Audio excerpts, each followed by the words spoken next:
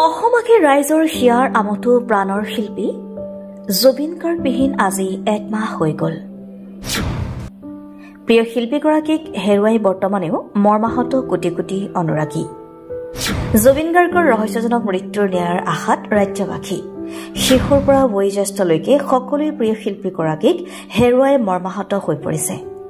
প্ৰিয় শিল্পীগৰাকীৰ এমাহ হোৱাৰ উপলক্ষে নগৰ চামগুৰি SHM ফ্লোৰেন্স একাডেমীৰ ছাত্ৰ ছাত্ৰীসকলে জুবিন গাৰ্গক শ্ৰদ্ধাঞ্জলি জনাই প্ৰতিচ্ছবি অংকন কৰাৰ সমান্তৰালকৈ জুবিন গাৰ্গৰ বিভিন্ন গীতত নৃত্য আৰু জুবিন গাৰ্গৰ গীত পৰিৱেশন কৰে।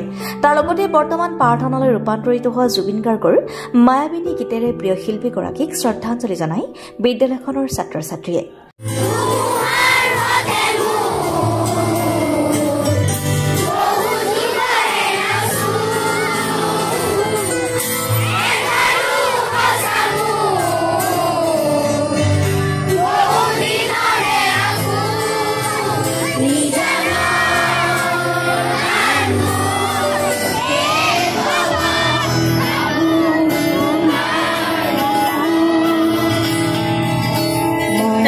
আমি দীপাৱলী উৎসৱৰ লগত সংগতি ৰাখি স্কুলত আমি আগতীয়া দিৱালী উদযাপন কৰোঁ। আমাৰ ল'ৰা ছোৱালীখিনিয়ে যিবোৰ ক্ৰাফ্ট ৱৰ্ক আছে সেইবোৰ কাম কৰাৰ পিছত তেনেধৰণৰ মাটিৰ চাকি বা অন্যান্য কিছুমান সা সঁজুলি সিহঁতে বনায়।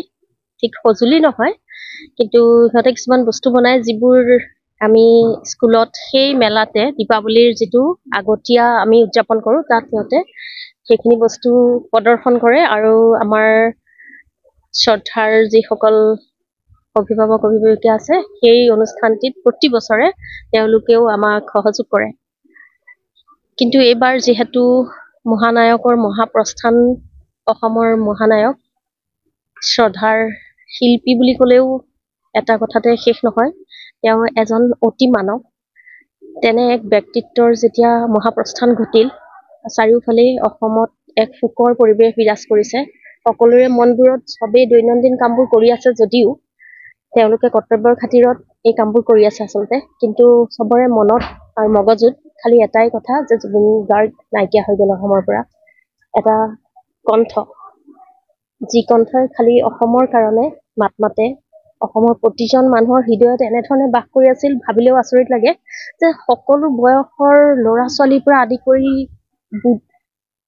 ইভেন বৃদ্ধ সকলেও তেওঁক ইমান অনুভৱ কৰিছে প্ৰতি মুহূৰ্ততে। সকলোকে এই কথাটোৱে মানে বৰ অশান্তি কৰি আছে আৰু সকলোবোৰ চাৰিওফালে হতাশ হৈ পৰিছে।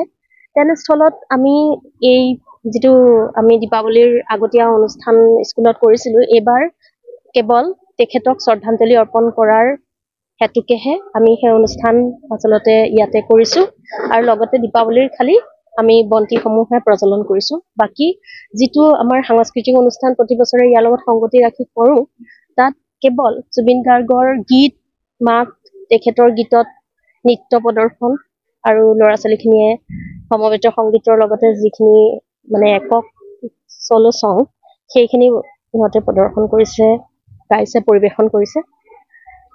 এইদৰে আমি এইবাৰ উদযাপন কৰিছোঁ। সকলোৰে মনবোৰ সঁচাকৈ বহুত বেছি ভাগৰুৱা, ক্লান্ত আৰু হতাশগ্ৰস্ত। আমি ঠিক একেধৰণে তেনে পৰিৱেশৰ মাজেদি দিনবোৰ পাৰ কৰিছোঁ যদিও কৰ্তব্যৰ খাতিৰত আমি এইখিনি বস্তু কৰি গৈ আছোঁ আৰু আশা কৰোঁ জুবিন গাৰ্গৰ মৃত্যুৰ লগত যিবোৰ কথা জড়িত হৈ আছে সেই কথাবোৰ সকলোৱে সঁচাকৈ জানিব লাগে, কাৰণ তেনে এক ব্যক্তি, তেওঁৰ কাৰণে জাষ্টিছ ফৰ জুবিন গাৰ্গ চাৰিওফালে এতিয়া 1.5 মিলিয়ন মান চাগৈ অতিক্ৰম কৰিছে আৰু সেই জাষ্টিছ আচলতে খুজিবলগীয়া জাষ্টিছ নহয়, সেইটো পাবই লাগিব আৰু পাবই, কাৰণ তেওঁ অতি মানৱ বুলি যাক কোৱা হয়, ছুপাৰমেন, আৰু তাতোতকৈ ওপৰত তেওঁ সকলোৰে আৱেগ আৰু সকলোৱে বহুতে বিশ্বাসো কৰে যে আমিও বিশ্বাস কৰোঁ যে তেওঁ নিশ্চয় ভগৱানৰ ক'ৰবাত নহয় ক'ৰবাত অংশ আছিল, নহ'লে এজন মানুহ ইমান বেছি উদাৰ হ'ব নোৱাৰে। কাৰণ তেওঁ জীয়াই থকা কালত আমি বহুত কমেই জানিছিলোঁ যে তেওঁ দিয়ে জানিছিলোঁ, কিন্তু এতিয়া চাৰিওফালে যিবোৰ দেখিছোঁ এনেকুৱাও মানুহ থাকিব পাৰে বুলি পৃথিৱীত বিশ্বাসেই হোৱা নাই। আৰু এতিয়া সেইকাৰণে আমি খুব বেছি তেওঁক মিছ কৰিছোঁ, তেওঁক বহুত বেছি অনুভৱ কৰিছোঁ আৰু নিজকে সৌভাগ্যৱান বুলি এফালৰ পৰা ভাবিছোঁ যে তেওঁৰ যুগত আমি জীয়াই আছিলোঁ, আৰু এফালৰ পৰা বহুত দুখী হৈছোঁ কিয়নো তেওঁক আমি হেৰুৱাই দিলোঁ অকালতে।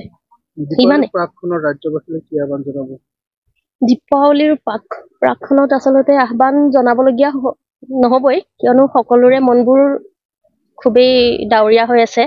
দীপাৱলী যে তেওঁলোকে উদযাপন কৰিব, খালি যিহেতু এইটো নিয়ম, চাকি বন্তি তেওঁলোকে নিশ্চয় চাকি বন্তিয়ে জ্বলাব, পতকা যে ফুটাব কাৰো মনত তেনেধৰণৰ পৰিৱেশ নাই, আনন্দৰ পৰিৱেশ নাই।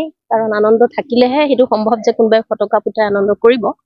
গতিকে মই ভাবো আহ্বান কৰিবলগীয়া একোৱেই নাই, সকলোৱে স্বতঃস্ফূৰ্তভাৱে এইখিনি বস্তু পালনেই কৰিব। নগাঁৱৰ পৰা বিভূতি বৰা ৰিপৰ্ট, সুহানা লাইভ।